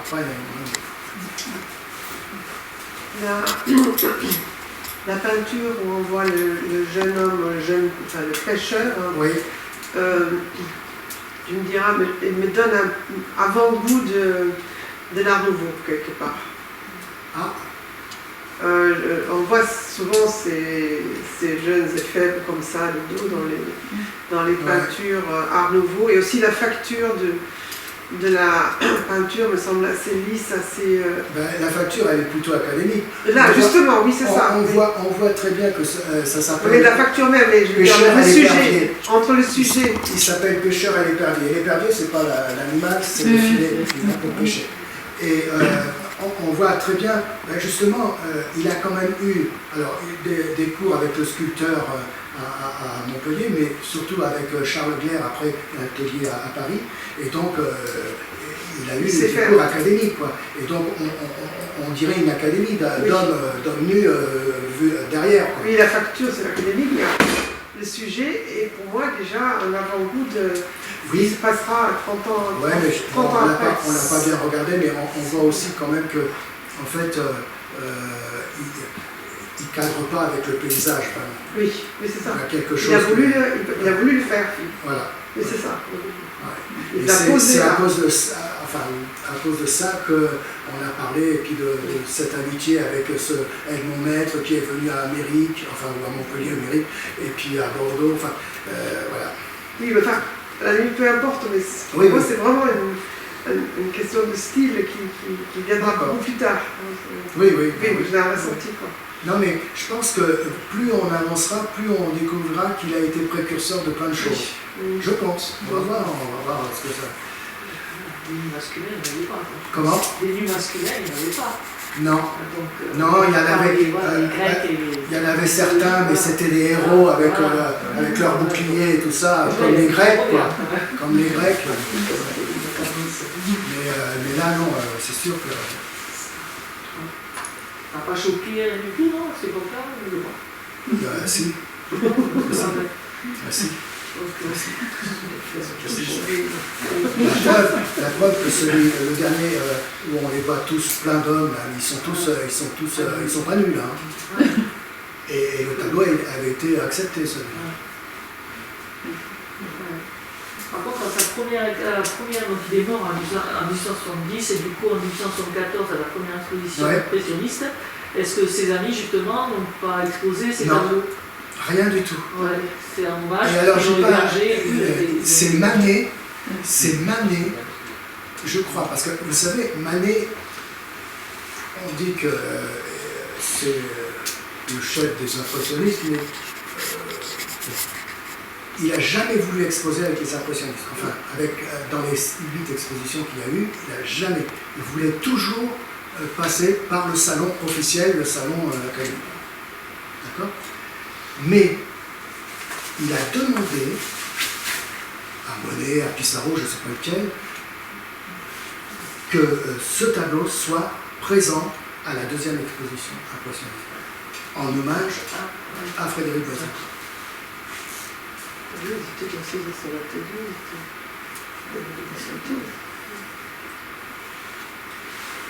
Est-ce qu'il a vendu de son vivant les tableaux ou... Rien du tout. Rien du tout. Mais il ne cherchait pas forcément à vendre. Contrairement à Monet qui avait besoin de sous, Renoir ou n'importe, lui, bon, il n'avait pas besoin. Pissarro avait besoin de vendre, il avait une famille nombreuse. Hein. Mais Cézanne, il n'a pas eu besoin de vendre. Manet, en fait, il voulait être reconnu. Il a eu la Légion d'honneur presque au dernier moment. Il voulait être reconnu, mais il n'avait pas besoin de vendre pour vivre. Alors, est-ce que, par contre, alors j'étais allé voir là où il y a la maison de Van Gogh, où il est mort. C'est l'île, je sais pas quoi, l'Indiana, je sais pas. J'entends pas bien. Ouais. Non, mais je sais pas. Alors, donc, je vais éviter ça, je sais plus. Par contre, est-ce qu'il n'y a pas un problème de peinture qui séchait à cette époque-là et qu'ils ont inventé justement le fait de la conserver, de la mettre en tube et de pouvoir peindre les extérieurs? Ben oui, ben, c'était à cette période ou c'était en 40, plus tard? 1840, les tubes de peinture. Ouais, parce que justement, avant, on peignait beaucoup des intérieurs de la ville, et non, après, il y la avait facilité, des champs, la campagne. Les peintres trouvaient des tubes de peinture avec des couleurs synthétiques, avec beaucoup de couleurs, plus de couleurs qu'avant, et en plus, ils pouvaient acheter les tableaux prêts à peindre. Les toiles alors qu'avant il fallait qu'on fasse tout. Donc là, c'est tous les marchands, d'ailleurs les premiers marchands, ils vendaient le matériel. Et ils ont commencé à exposer des tableaux dans leur boutique. Et petit à petit, c'est venu que il y avait des marchands qui faisaient que quelques marchands. Mais bon, c'est vrai que c'est pour ça que j'ai commencé par là, en disant révolution, nanana, et puis transition. Parce que c'est vraiment, le 19e siècle, c'est vraiment un siècle de transition à tout point de vue. Et notamment pour l'art. Quelques peintres que tu as pris. Oui, excusez-moi. Sorbonne-la-Rolande, aujourd'hui, donc on a le monument là, funéraire. Il me semble le collège, son nom. Tout à fait. Et au niveau de la mairie, est-ce qu'il y a des choses qui sont faites autour de lui ou pas plus que ça? Bon, le tableau dans l'église, vous avez dit, mais autrement au niveau de la mairie et l'association, peut-être, je sais pas. Alors, je vais vous répondre. Déjà, alors, vous m'avez dit le collège, oui. Une résidence qui s'appelle Frédéric Bazille. Une rue qui s'appelle Frédéric Bazille. D'accord. Et le monument. D'accord. Ensuite, il y a une association, je ne sais plus comment elle s'appelle, d'histoire. D'accord.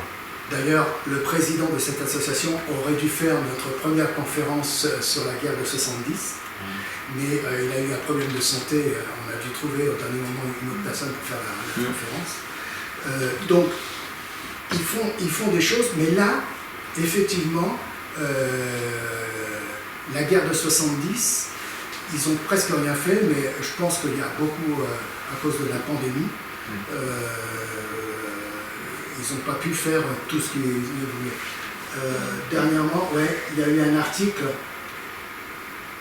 la semaine dernière, c'était tu l'as donc là.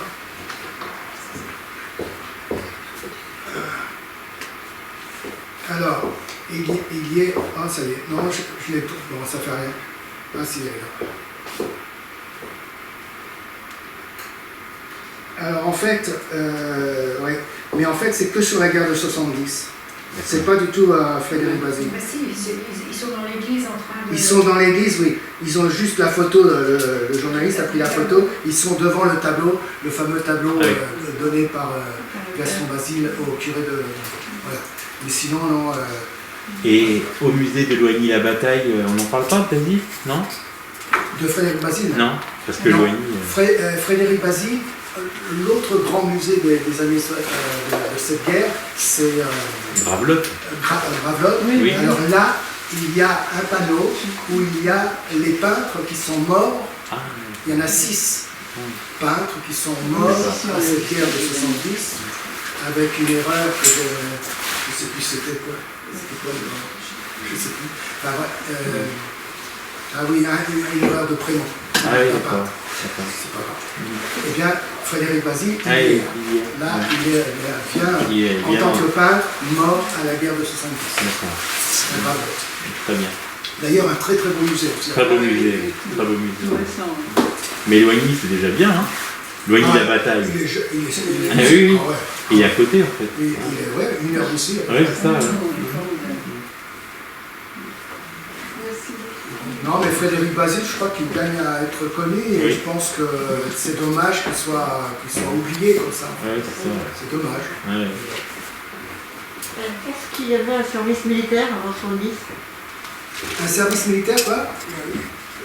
Il existait le service militaire. Oui, Ah oui, oui. oui, oui, oui. 7 ans. Et il y avait le fameux tirage au Il sort. avait des d'études et tout ça, mais il avait fait son service déjà. Non, alors attends, je t'écoute, écoute. Il a pas dû tirer le mauvais numéro. Ouais. Donc, Ah ok, d'accord. c'est mené à tirer le mauvais numéro, il fallait un remplaçant, son Oui, père. c'est ça.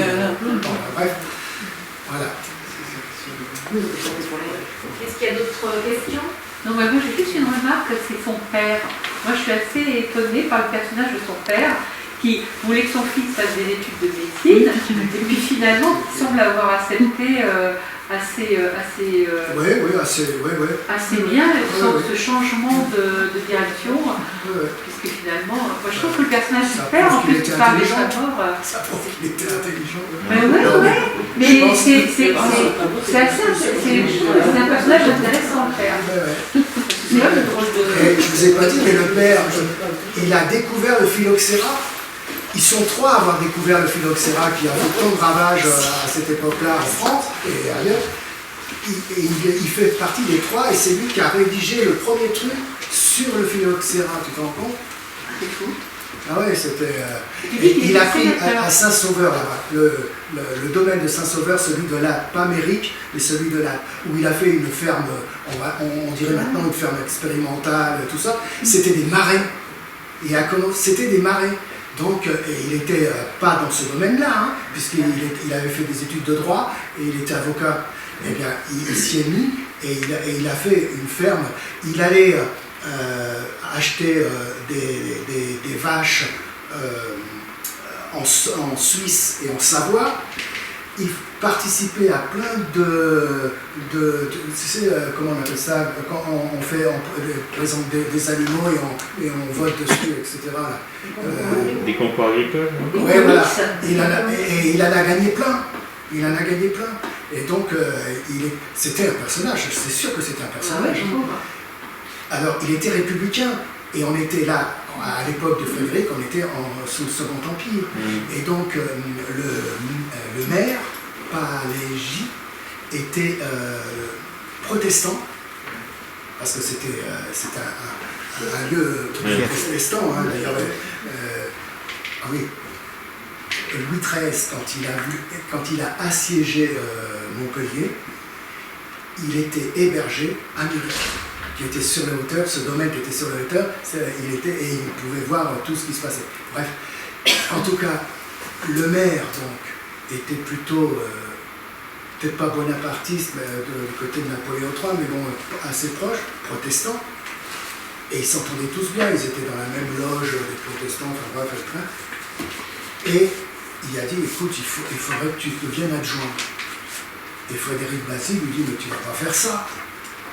Tu auras le droit de rien faire, puisque les maires, ils ont presque pas de pouvoir. C'est les préfets qui font tout. Et donc, alors il dit, mais oui, mais tu sais bien, je ne peux pas refuser. Alors il n'a pas pu être le premier adjoint, parce que c'était, non pas écrit, mais au moins, c'était un protestant, un catholique, un protestant, un catholique, et donc c'est pour ça que lui était deuxième adjoint. Frédéric Basile. Gaston Basile. Non, mais c'est sûr que c'est un personnage, c'est sûr. Mais bon. Le tableau, il regarde Frédéric Basile, il ne l'a pas mis en valeur, son père. Oui, non, mais il devait y avoir quand même un conflit. Sur le tableau, c'est le seul qui ne regarde pas, qui regarde ailleurs. Donc, il devait quand même y rester un peu de conflit quand même. Ouais. Moi, je pense. En tout cas, ouais. En tout cas, j'ai pas pu répondre aux deux premières questions, ça c'est sûr. Mais non. Justement, je trouve que dans la vie de ce peintre, il y a énormément de zones d'ombre. Ouais. Parce que tu n'as pas pu répondre, et d'autres n'ont pas pu répondre aussi aux questions qui se sont posées. Il y a quelque chose de l'ordre du secret chez lui.